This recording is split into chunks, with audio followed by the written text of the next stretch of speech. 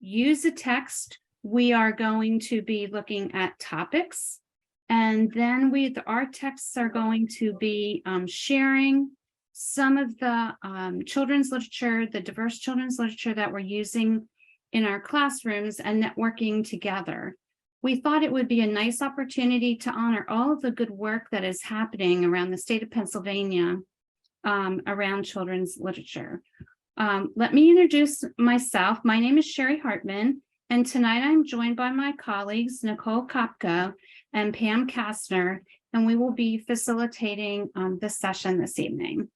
And so without any further ado, I'm going to kick it over to Nicole to get us started.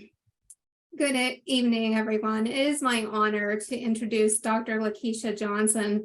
Dr. Johnson is an assistant professor in the Communication Science and Disorders program at Florida State University and an ASHA certified speech language pathologist. She is also the director of The Village, the Outreach and Engagement Division of the Florida Center for Reading Research. Her primary research interests include language, literacy, dialect, and executive function development in African American children. Dr. Johnson believes in building and leveraging research practice partnerships to ensure children from vulnerable and underserved populations obtain strong language and literacy skills. So welcome, Dr. Johnson. Thank you so much to all of you for having me here. I appreciate seeing lots of smiling faces. And for those of you who don't have your cameras on, I also completely get it because it is 6:30 and you are probably eating dinner or something similar. So it is great to have you join us. I'm looking forward to our discussion. And I say that this is a discussion. Feel free to pop into the chat. I'll have some questions that I'll ask. And if you have questions, just throw those in the chat as well. And I'll try to get to those as we go through the discussion. But we'll also save about 10 to 15 minutes at the end for your questions. What you see on your screen in front of you right now is the Padlet that both Nicole and Sherry mentioned, and the slides for this evening's presentation are right there. So you can take notes, but they don't have to be copious notes because there is everything in the slides, including lots of links.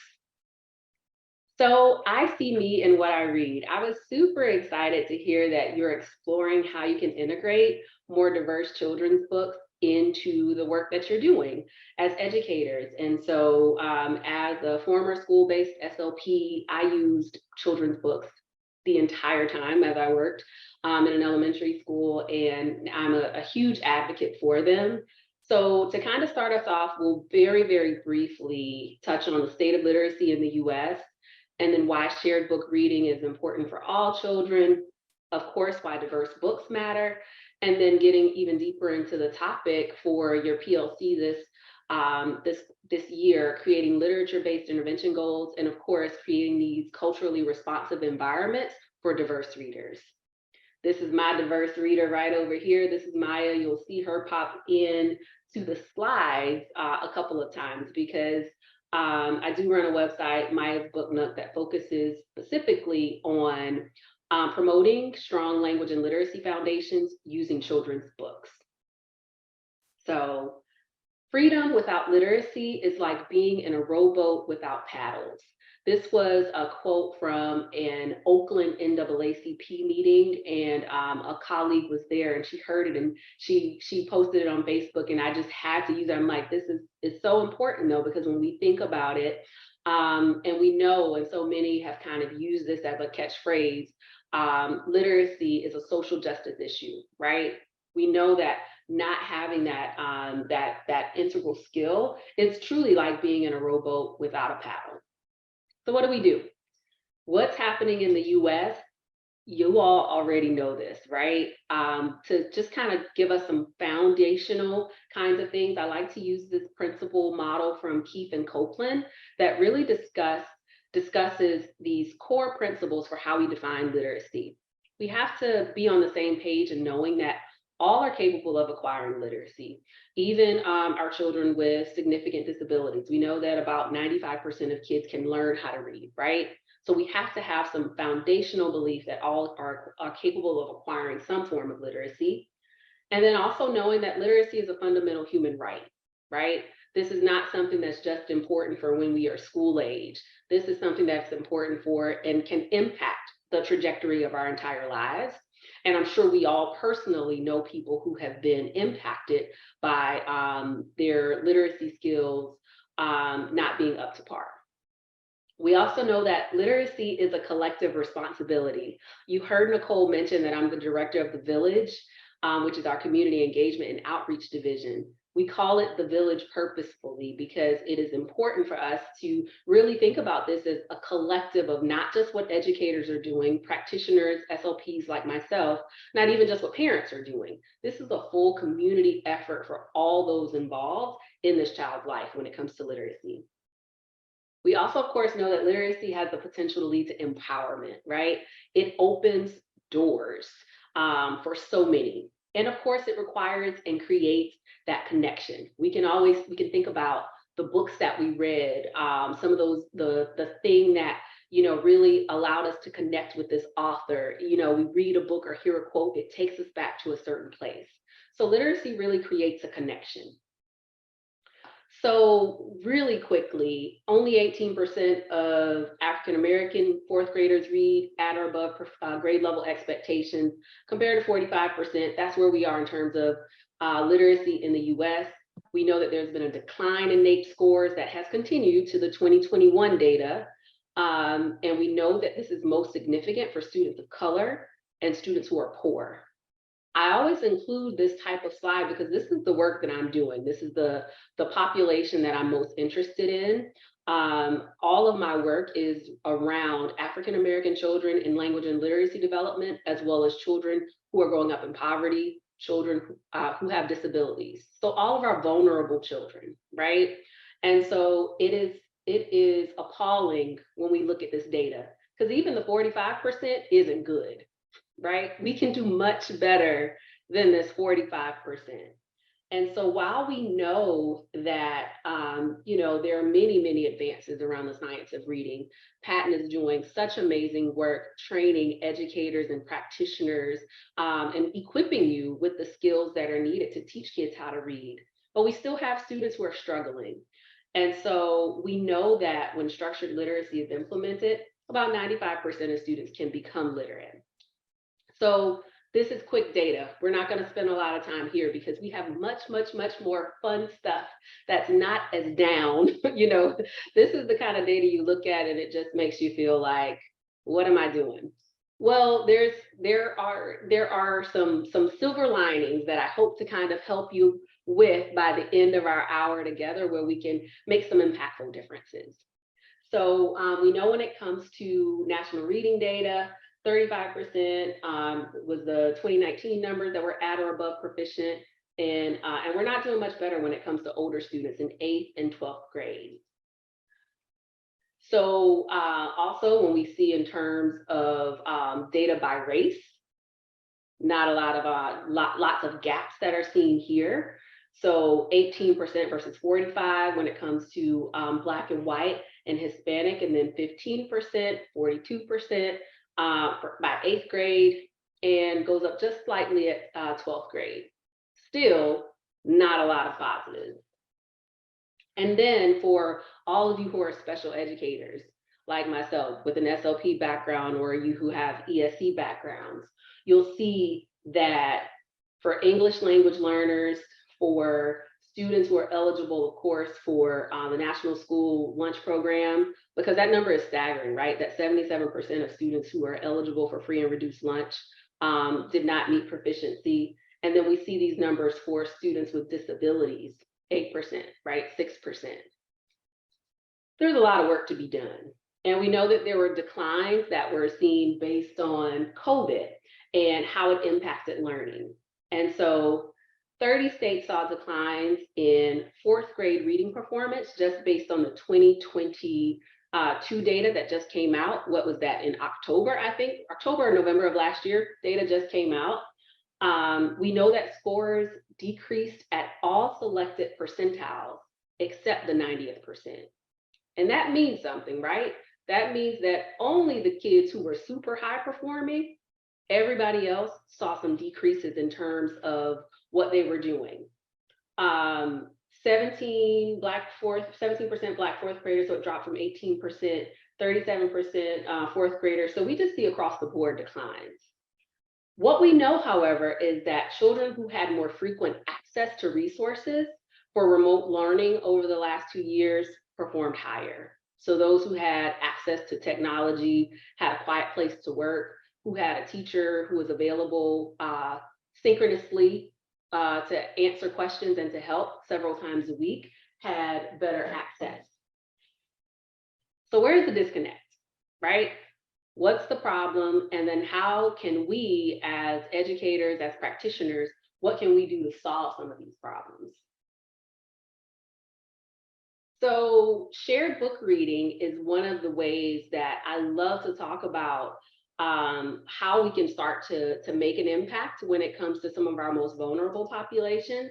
One, because it's a proven mechanism with lots of evidence behind it to show how we can work with kids in terms of improving language skills. And we know that oral language skills are foundational for later literacy skills. And that's for not only kids who are at risk, but also kids who are typically developing, also kids with disabilities, right? So shared storybook reading is for all kids. We can target these oral language experiences in authentic ways. And so I love being able to connect kids with books where they may see themselves, or they may even explore adventures that they've never even thought about, right? To allow them to be able to see themselves. And we also know that Morgan and Morgan, some citations are at the end, have found when children see themselves in the books they read, they're more motivated to continue engaging with the text, right? And so for a lot of parents and a lot of teachers, you may be like, well, I can't find anything this child is interested in, right? There's a book for every child. Sometimes we have to figure out what that book is, what that topic is, what that genre is, that can really kind of help engage them a bit more. And what some of the research has shown, that having an authentic lens or perspective can really help that. So some strategies, of course, that are often used when it comes to using books for shared book reading, the embedded explicit approach, really just thinking about how do we embed these things in all of the interactions that are happening throughout the classroom. Print referencing, of course, when you're doing read alouds, actually drawing the students' attention to the print that's within the book, print tracking, commenting about the print, all of that good stuff. And of course, where we have a wide range of evidence, dialogic reading, which is one of my favorite strategies. And this is just an interactive way of reading, which you all know, right? Positive impacts on oral language, print knowledge, emergent reading, and even writing. Traditionally, storybook reading was very one way, right? You sit down, listen to this book, and then we go on and do the next thing, right?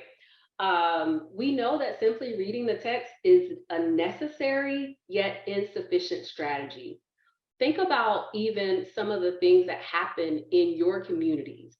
Very often when people want to be engaged, especially in underserved communities, what's one of the things they say they want to give to schools? You can put it in the chat. What do they say they want to give? I see some people mouthing it. Yes. Books. Thank you, Jody. Thank you, Nancy. I saw you say it. Yes, they give books, right? That's great. But what happens if we don't have strategies for what to do with the books? What happens if nobody can read the books? What happens if the parents at home have struggles with literacy, right? How are we going to make this connection? What do we do next? It is way more than just, let's give these kids some books. And I'll also say a part of the work that I do, you heard in my bio that Nicole read, was related to dialect. I won't get into anything related to dialect and African American English and other non-mainstream dialects within this talk.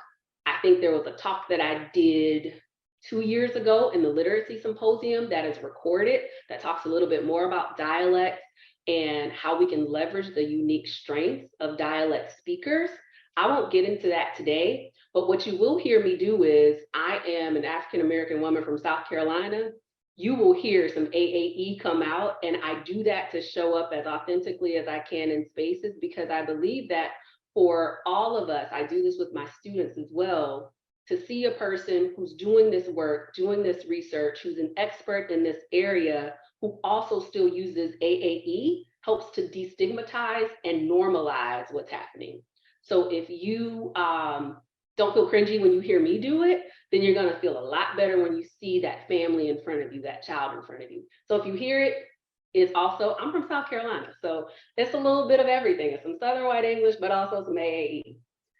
So when we think about it, these interactions with text can either be meaning related, right? Where we ask questions, we talk about what's happening in the story, but they can also be print related, right? Where we're talking about the letters, the sounds, the words, those print concepts, print awareness. We can do all of that within just one text. And so interactions can occur before reading, during reading, and after reading. I'm going to give you some strategies for that in just a bit. And you can be thinking about what kinds of questions should we be asking at each time point. For a lot of the educators that we've done trainings for, and even sometimes as a parent, how many of you have felt like you may do a lot when you do that read aloud at school, but when you get home with your own kids, let's get through the story, right? You know how it happens where you're just asking those basic yes or no questions. You have to be intentional around the types of questions you ask, and you have to prepare. And I train to even, let's think about the questions that I'm going to ask before reading. All right, here's my list of questions during reading. I have a Post-it, it's on the page. I know I'm going to stop here, right? Until it becomes more automatic.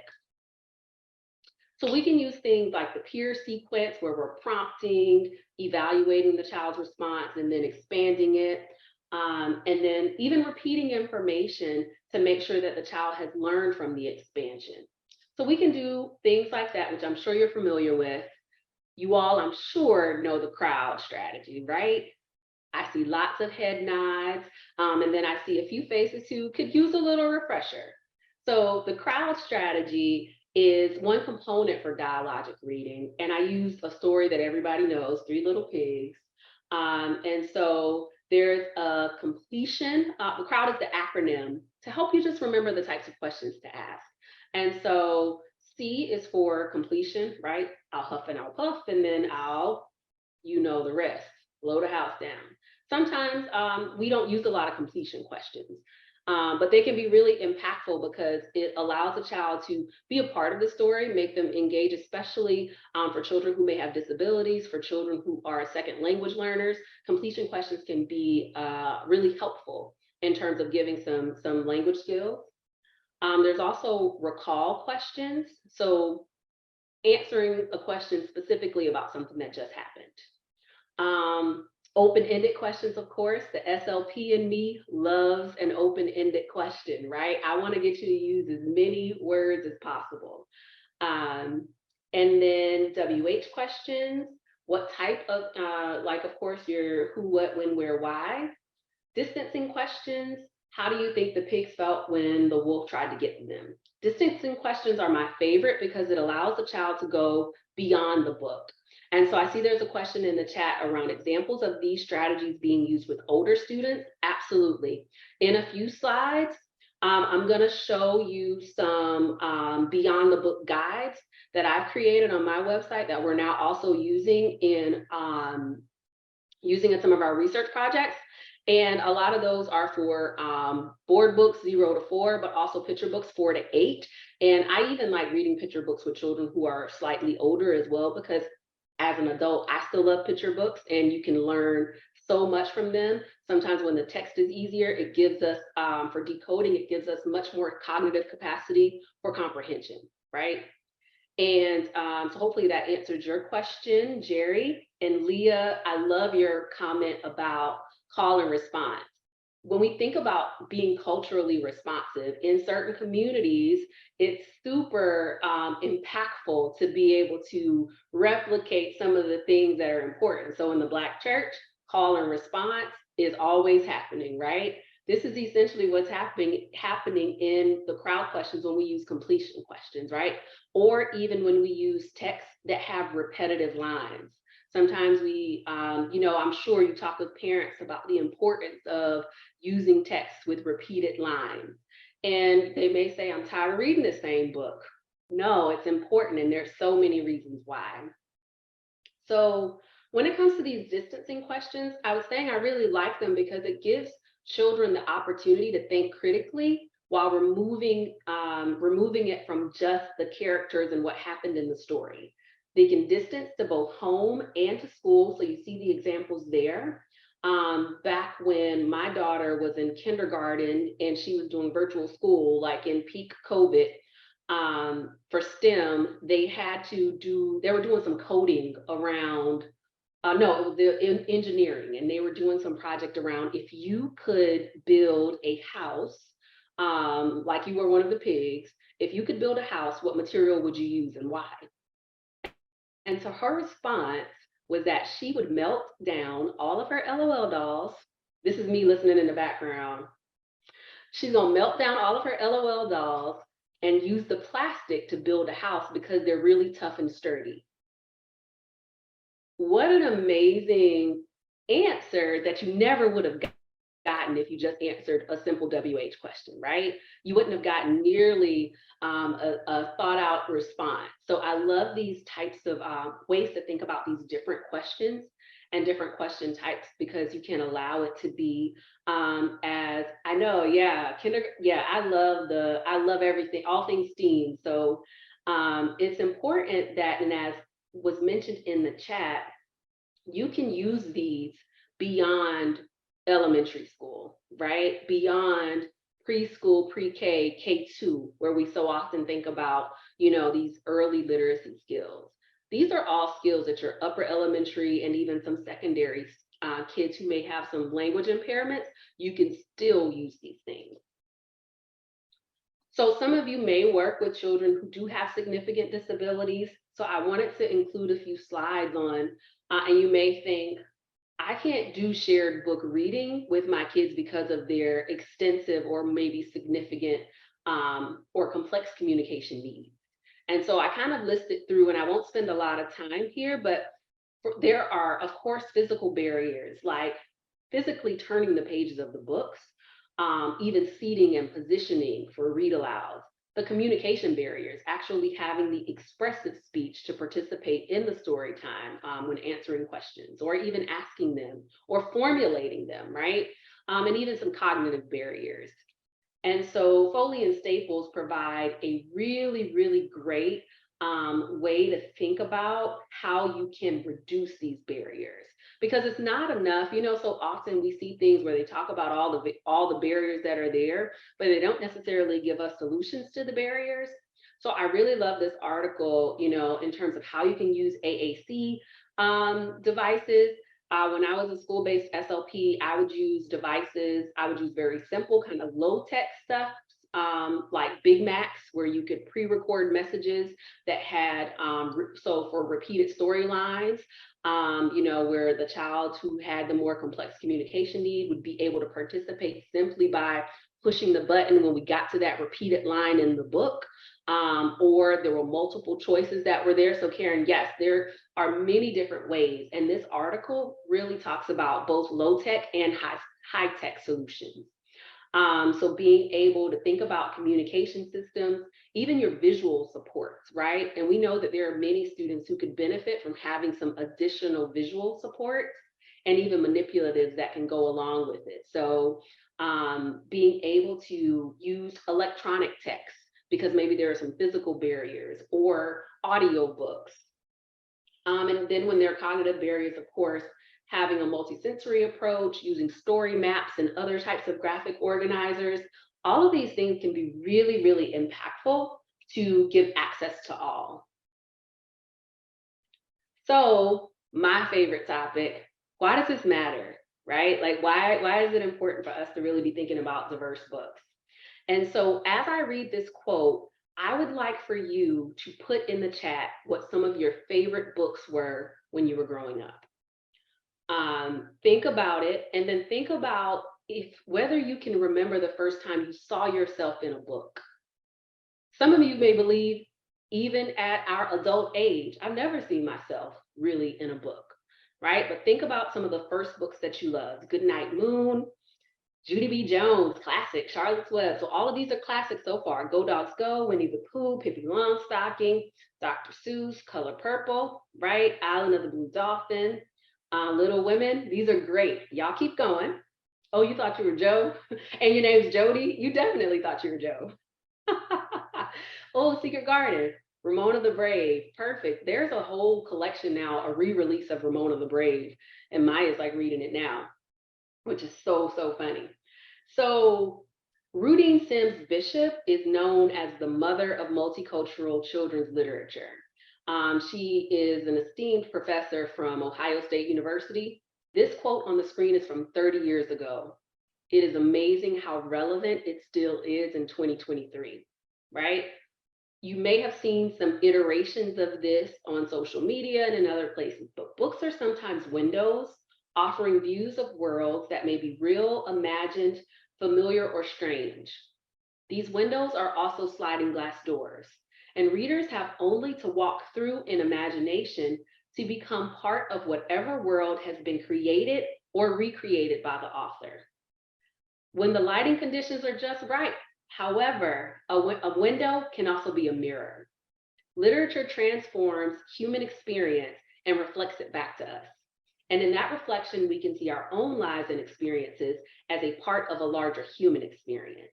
And so reading then becomes a means of self-affirmation, and readers often seek their mirrors in books. All right, 30 years ago, still extremely relevant. I've been watching the chat as you've been naming some of your books. Now tell me, how many of those books featured a diverse character? From what I recall in these, no. Wrinkle in Time, the movie had some diversity, but I don't think the original book did. Harold and the Purple, yeah, nope. Curious, yeah, none or very little, right? None or very little when it comes to the diversity. Walk to Moons, I'm not familiar with that title, but that sounds like one I need to look out. The Snowy Day, yes, The Snowy Day is one of our favorites. My favorite book as a kid was Corduroy, simply because I was obsessed with this little Black girl who had her own money to go to a department store. I'm growing up in rural South Carolina, like the mall, you can't like walk to the mall, you gotta like drive to go anywhere, right? And this girl could literally go to a department store and buy her own teddy bear. I was completely blown by that and obsessed with it. But when we think about it, we saw that very few of these books, and I see, Mufasa's Beautiful Daughters is a beautiful one. That was one of my favorites too growing up. But when we think about a lot of these titles, and even as Steve just mentioned in the chat, some of them very problematic. There are a lot of Dr. Seuss fans in education, right? Very problematic. There is a ton of research that has now come out, right? And we know so much more about it, which is a whole other, that's a whole nother talk we could do. But it's so impactful that as we unlearn so much of what we've been taught, what we've read as kids, but what we have been taught, even as educators and practitioners, we start to realize that there are some things that need to change in terms of what we do in our classrooms and in the classrooms of the teachers that we work with. And so representation in picture books, not a lot has changed, right? When we think about, and while it may seem like, yeah, there's a lot more, not really. When we think about it in 2020, the Children's Cooperative Book Center at the University of Wisconsin-Madison, they collect every single children's book published in the US every year, and they comb through to look specifically at representation, and not just by race, right?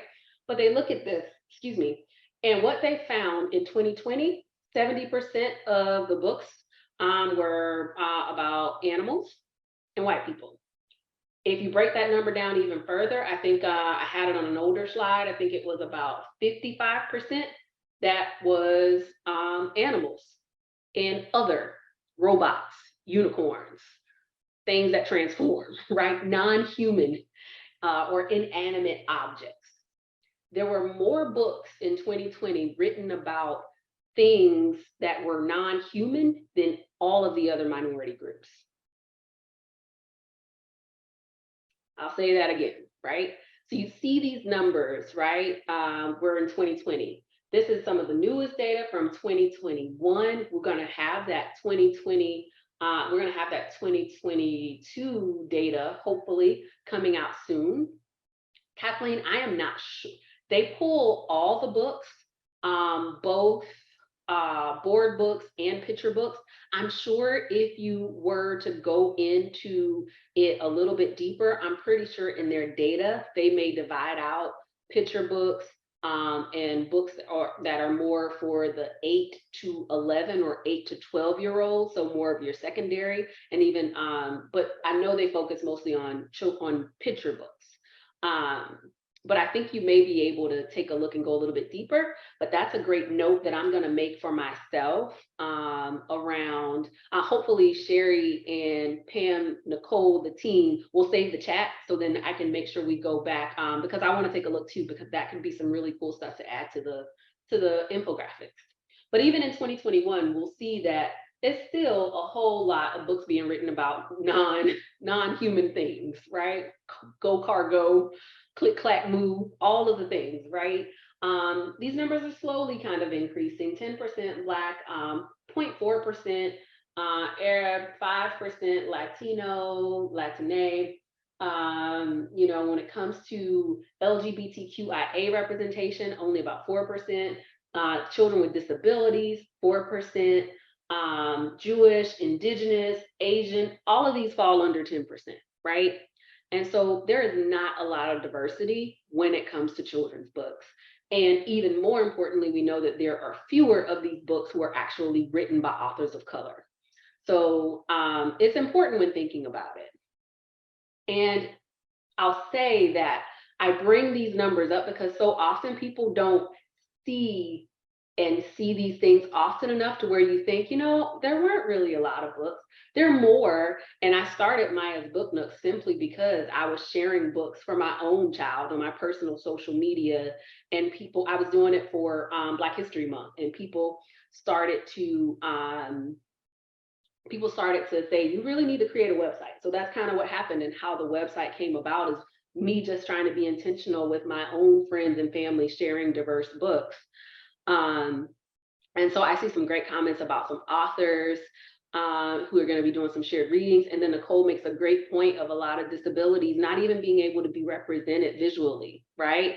So we may not see them in the characters in the way that they look, but I'm thinking about Aaron Slater, illustrator from the same series of the Imagineers, like Ada Twist. He has dyslexia, right?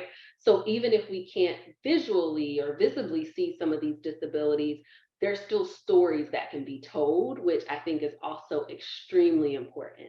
Thanks for putting that link to the Cooperative Children's Book Center. And so peak COVID pandemic, you know, when we were into lots of things happening, the social political landscape, there was a talk from several really, really impactful authors in the kid literature world.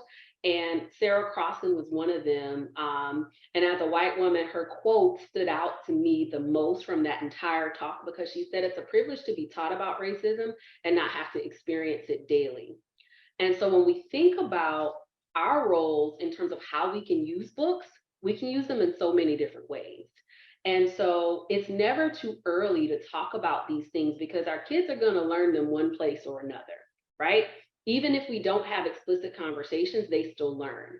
So we can be extremely impactful in terms of creating these world citizens, global citizens in our classroom spaces by allowing us to talk about how books can be these mirrors, windows, and sliding glass doors. I don't just stop at ensuring. The first step is always, let me make sure my classroom bookshelf looks like the kids in the seats, right? First step, basic minimum. Let me do that. I need to have books that represent the families and kids that I serve. And then the next step, we want windows and glass doors. My child knows way more about everything than I could have ever known at the age of 7 simply because of the books we read. She knew what to do with snow because there was no, we're not getting snow in Atlanta when we lived there. But as soon as we moved to Maryland, she knew what to do because we had read The Snowy Day. She knew how to make a snow angel, even though no one ever showed her. All she saw was Peter do it in the book, right? She saw Peter tap snow off of a tree and think, I can do these things. So these experiences, these windows and glass doors are so impactful. And so our actions, of course, classrooms that they're in, media, all of these things influence feelings and attitudes. And so babies are able to notice race and even express their preferences. So for those of you who are early childhood educators, as early as 3 months old, we see these things. We also know that racist language can even be used by the age of 3, right? We're going to get to Dr. Goldie, Muhammad, and critic. We're getting there. It's coming. So I love all of the comments that are happening in the chat. We also know that even by the age of 4 to 6, children can demonstrate racial stereotyping and some prejudices. So even as a person who's worked with very young kids, I'm not going to say, hey guys, let's talk about race. But what I can do is we're going to start to have these conversations about how people are different, right? People celebrate different things. People have differences in their hair. Their way wear their hair very differently, right? All of these things that are super, super important. Oops. I have lots of links to all of the references, so everything's hyperlinked. We also know that prejudices towards people of color increase until about age of 7 and then decrease in later childhood.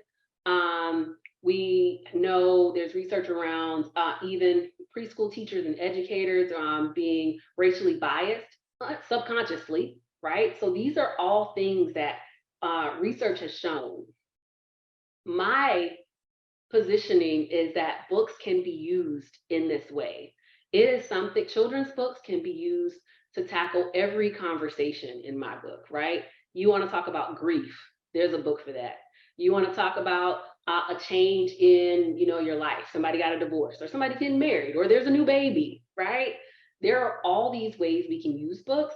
This is just a resource specifically depending on, where you are with the teachers that you work with and the narratives. These are all books that specifically talk about social justice and race without feeling like I'm talking about race, right? And they're divided into everything from birth to 3 up until middle grade. So I wanted to just make sure I shared that with you.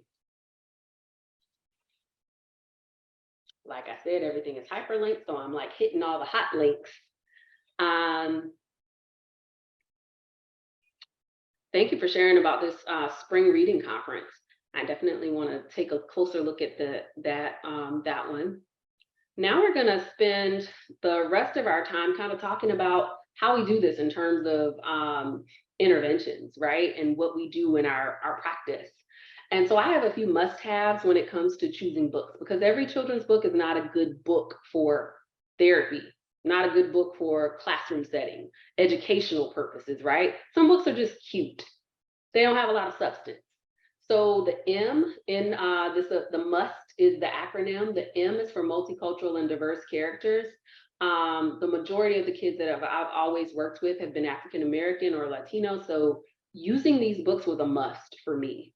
And I love finding books that just feature diverse kids being kids, right? We want the historical perspectives, of course, but kids doing regular kid things are important.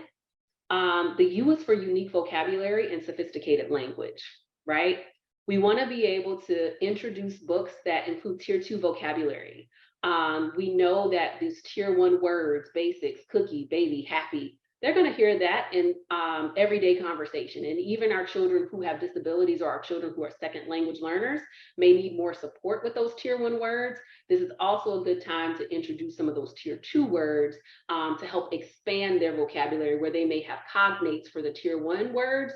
You can be introducing some of those tier 2 words to expand vocabulary breadth. And so story grammar components, of course, we want to have identifiable Characters, settings, resolutions, right? Think your favorite Disney movie. We need a plot. We need something to catch on to talk about, to be able to go beyond the text. And then, of course, 10 minutes or less. We don't want to spend all of our time actually reading the text. I think it's important to be able to read the same book multiple times, right? Multiple times within a week, multiple times within a month. Let's revisit it. And every time we have a different target. Even with older kids, that may mean I'm doing a segment of the book, right? I can't read through the whole, this longer picture book that's more for children 8 to 12, or an early chapter book. Maybe we're doing a chapter at a time and we're attacking it in this way, but 10 minutes or less. These are some other just references that we've put together that have been useful for the county here that we work very closely with. So you know these language domains, right? Every single language domain can be targeted in a children's book. I once had someone ask me, well, how will I use these books? This was an SLP. How can I use these books in therapy? And I'm like, the same way you use any book in therapy, right? We can use books to target all of these things, and we can think about incorporating more culturally relevant instruction into our classroom settings and environments through these diverse texts. And so, of course, semantics, that vocabulary diversity, right? Those tier 2 words, as I just mentioned. Thinking about morphology and how we increase mean length of utterance. Thinking about, with the books that we read, it's way more, most often, receptively advanced than what we're using expressively, right? So it's providing a model for some morphology and even for syntax, right? Diversity in grammar. Pragmatics, of course, when it comes to that social use of language and even thinking about maintaining attention and starting new topics and narrative development. Even all of the things that we know the research tells us about how well a child tells a story is later connected to their reading ability, right? And it has an impact. So, of course, the whole gamut of emergent literacy skills can be targeted, and then comprehension, everything from both explicit and implicit questions, identifying main ideas, and inferencing and prediction.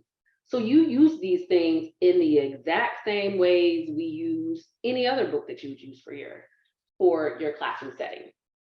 And so we don't have time to do this together, but typically we would open up an actual book, I would show it, and we would start to think about crowd questions, right? Rocket Says Look Up is one of my favorite books she's going to tell. It's real like sciencey themed meteorology, or I'm sorry, astrology, and there are meteors that are coming.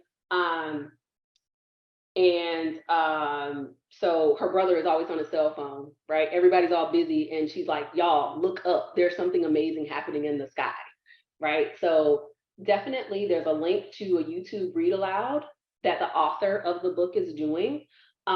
Think about those crowd questions. Think about tier 2 vocabulary words, and then think about how you can use some extension activities in the classroom. So we can use books for all of these things, to target repetitive lines, sequencing, story grammar, answering questions, even expanding utterances for our younger kids who we may be who may use only 1 to 2 words to answer responses. We can use books to provide those carrier phrases, vocab, rhyming, basic concepts. Books can give it all to you, right? And so when we think about how do we create this more culturally responsive environment? And I know in a few weeks, as you continue the PLC, I'm touching on giving a light touch to a few of the topics that are going to be presented in more depth. But thinking about cultural humility, we all hear cultural competence all the time, right? This whole concept, but the SLP in me, when we think about competence and what it means in terms of the definition, that means there's an endpoint. I get there and I got it. And that's not what happens when it comes to culture. I can never know everything there is to know about every single culture, right? And so cultural humility builds on this by thinking, I'm gonna develop self-awareness, I'm gonna gain knowledge, but I'm also gonna hold systems accountable, and I'm gonna understand power imbalances, right? And for us as educators and practitioners, there are power imbalances. For me as a professor, I decide the grade, right? That's a clear power imbalance. When we work with families, they believe we're the experts. They do what we say based on that. That's a power imbalance. So think about these things. What's your culture? How does it impact the way you interact with others? What can you do in the schools and communities that you work in to ensure that the systems you're a part of move toward greater inclusion and equity? And someone mentioned Dr. Goldie Muhammad from Georgia State University. She has a text that a new book that's coming out, I think in March or May, one of the M months, coming out very soon. But before Goldie, there was Gloria Latson Billings, who talked a lot about culturally responsive environments and creating these positive perspectives and communication of high expectations to be able to do so. But Dr. Muhammad's literacy framework is from a relatively new book, Cultivating Joy, that really has a strengths-based model, which I think is so important when working with children of color and children who are growing up from vulnerable backgrounds, right? And so it's strengths-based. How are we going to cultivate genius? No, Cultivating Genius is the current book. The new book is Cultivating Joy. Responsiveness, right? And then how are you disrupting? What's this story that may be being told, or what kids or communities believe in terms of how these children are able to read, right? Or can't read, or the lack of access. So she talks a lot about identity development. So how can I choose the book that's going to help the child learn something about themselves or about others? And then of course, this is school, there's a skill, right? We want to align this to a standard. But then it's deeper than that, because we're not just teaching standards. What is this doing for their intellectual development? How will it create space for students to learn in authentic ways and make connections? Criticality, how will it engage them to think about power and anti-oppression and equity? You may feel like, how am I going to do that? I have an example for you, right? And then joy, of course.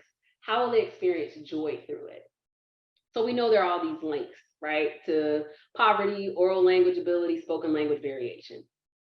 Reading comprehension makes up about 60% of the variance that we see in how kids read.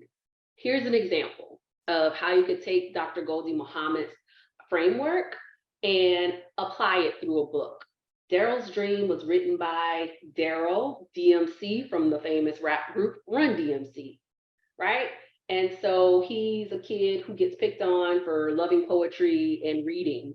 And he wants to be in the talent show. Kids pick on him. He ends up deciding that, you know, he's not going to be bullied. And then he becomes DMC, right? So in this book, what we could target is, we took a basic first grade academic standard, right? Expressing ideas and feelings clearly, describing people, place, things, and events. And identity. How can you think about a time when your fear kept you from doing something? So we're going to go much deeper than just a who, what, when, where question of what happened to Daryl. Think about what your fear, you know, the main kind of underlying concepts in the book. How did it impact you? The skill may be identifying emotions from characters, using both simple and complex sentences, right? Syntax. The intellect part, right? How can we make connections to larger themes in society, even through current examples, right? Criticality, discuss power dynamics, bullying, events that's either in school, right? And joy, of course, let's name our strengths. Daryl had a clear strength around writing and poetry. Let's name our strengths. There's also a Beyond the Book guide that I've done that is, and we got to meet Daryl. He came here to Tallahassee. But there's a guide that looks and goes through all of these things, what to do before the story, during the story, example crowd questions, even tier 2 vocabulary, a principle that you can look at, right? Extension activities. All of these things are linked within the slides. So when you want to go diversify your bookshelf, I saw a couple of people put some really great things in the chat. I love, of course, supporting our local library system. First Book Marketplace is amazing. If you haven't heard of it, especially if you work in a Title I school, or if you do anything where you provide books to families for free, you can get them at a cheaper price. Become a Scholastic Literacy Partner. Anybody can do that, any educator. Books and Epic provided some, of course, really great deals during the pandemic because a lot of people were switching to audiobooks and virtual books. And so finally, in our last few minutes, an implementation model. How are we doing this in Tallahassee? So like I said, I love books and I work really, really closely with a lot of community partners. My job is to focus on how we can take these things that the research tells us and implement it within our community.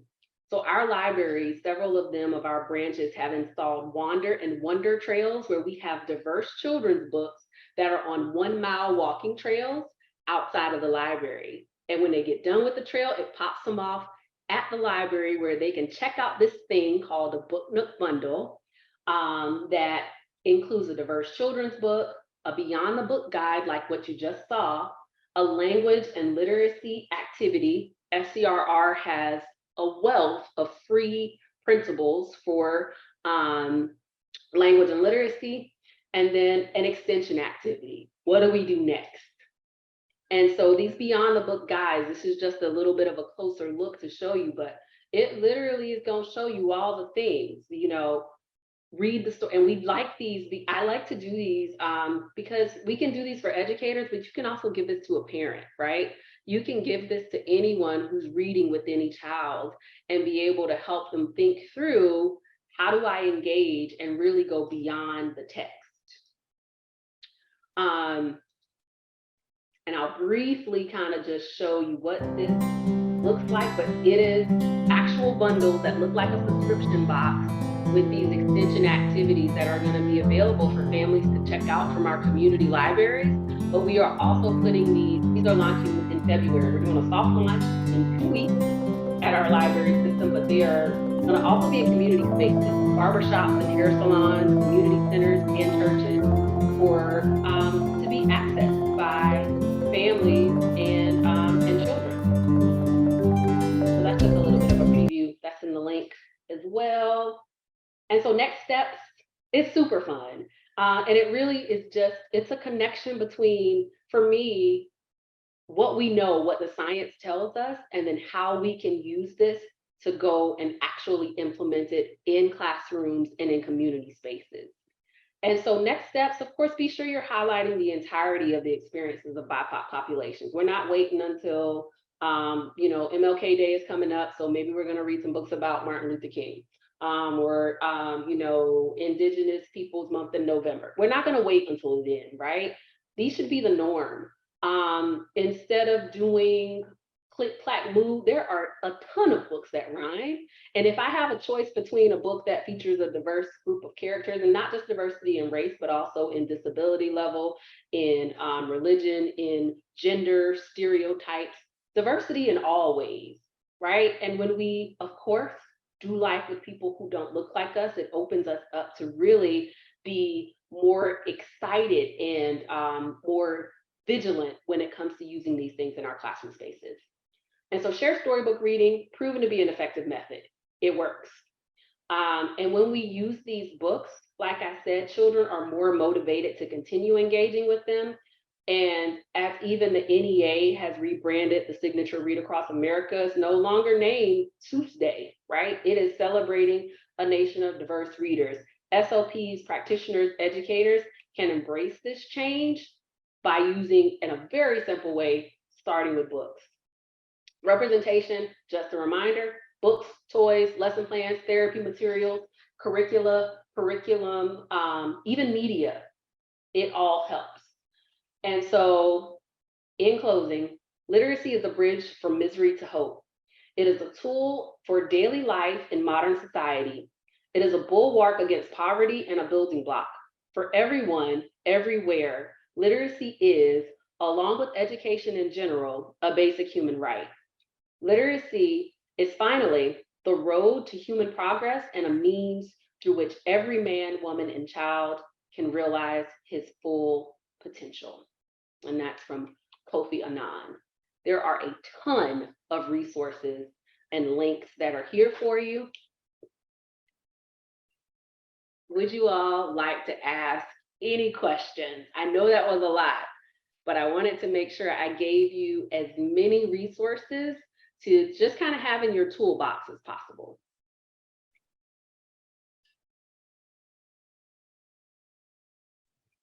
I don't have a question, but if I could just take a second to say, this is my favorite book study I've ever done, and I've done a lot of book studies. Alicia King and I are teachers in the same building, and we've been texting the whole time. So many ideas that you've inspired of ways that we can increase in our building. So thank you for everything you've done. It's amazing so far. Thank you so much. And these things, this is like not anything. I mean, of course, the book nook bundles, it's all innovative, it's exciting, but this stuff is all going to be freely available. FCRR will have a link to it on their website. These book nook bundles that I've been showing you, I think someone put the link, I think Pam put the link to my website in the chat. There's a tab that says Beyond the Book Guides. We probably have 70 or so by now. They're completely free. There's no charge for any of these things. You just need to get the book, and you don't even have to buy the book. You can get the book from the library, right? And so anyone could take and replicate this thing in our community.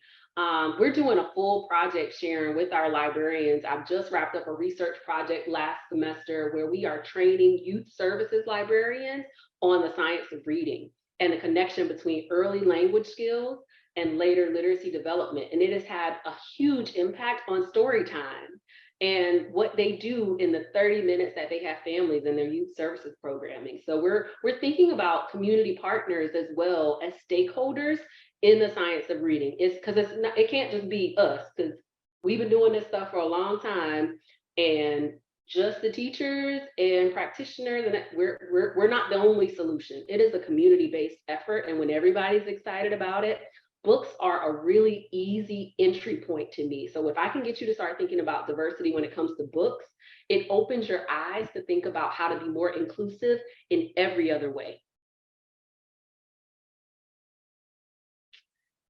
I see some great comments in the chat. I'm so glad you all are motivated. Yeah, and thank you for such an inspiring and motivating presentation to kick off our book study. So I'm going to take a minute and share my screen very quickly because the Padlet will help us to drive and organize our sessions. Dr. Johnson kicked off the basis of our PLC. And so what will happen over the next 4 sessions is we will share, she kind of sprinkled some basic ideas of what we will be talking about in 15-minute content snippets. And then in the remaining 35 to 40 minutes, we're going to be going into different breakout rooms, which we will explore different topics such as belonging and inclusivity, immigration, the multilingual linguistic diverse books, some comic books, graphic novels that we found, some culturally responsive literacy books with that focus on ethnicity and race and inspiring leadership. We will be focusing on those different topics in our breakout rooms to share how we're using it, because we know there's a lot of really good stuff going around the going around the state in our classrooms. And we want to honor and share that work and build a community with our educators in Pennsylvania. And so what we're asking you is for our next session you can download this template that's on the Padlet and bring this information. It's not opening up. Bring this information along with a book that you would like to share during the breakout rooms. So think about a title of a book, what grades you were using it in, the categories, how you're using it, the purpose, why you're using it, as well as some other suggestions. You will notice that in the Padlet, let's see, please utilize the resources from Maya's Book Nook, and those are resources that you can tap into, as well as there are some different book lists on the Padlet that may be helpful. And what we're hoping is we're really hoping to build that community. And so this is an open Padlet. Once you have the link, feel free. I mean, there were some awesome resources that I was adding to the Padlet that you guys were sharing during her presentation. But feel free, if you found the title of a book, to pop it up there into the appropriate topic, so that we can all kind of grow and develop and have a really nice toolbox of some resources to a basic, really good diverse children's literature for our classrooms. Okay, Nicole, did I get everything? Because it was short, that was quick. Okay, so I'm sorry I went overtime. I'm sorry I went overtime. oh, no worries. That's okay. As long as I got it all in. Okay, let me grab my exit slide. I forgot to cue that up. I'll pull that up, and then and Nicole and Pam will populate that in the chat as well. But we thank you again, Dr. Johnson, for your great presentation with just tons and tons of great ideas and things to consider as we begin to think a little more intentionally about integrating diverse literacy into our classrooms. Absolutely, absolutely. This is such an amazing idea for a PLC. And I know it was a light touch, but if you have any additional questions, definitely reach out. My contact information is on all of the slides, and it's a little bit up thread in the chat. But this has been really, really great. I kind of want to see if we can do this here in Tallahassee. This would be a really cool PLC for our educators. So kudos to Patton for all you're doing. Thank you, Dr. Johnson. It was an inspiring and informative night. And our next PLC will be February 8th, same time, 6:30 to 7:30, and the same link. And we want to say thank you to everyone who joined us this evening, especially you. Thank you so much. And we'll be putting that form link in the chat as well, in addition to putting the exit code again. And we'll see everyone again February 8th, 6:30 to 7:30 p.m. And the same link that you had this time, you'll be using every time. Thank you so much.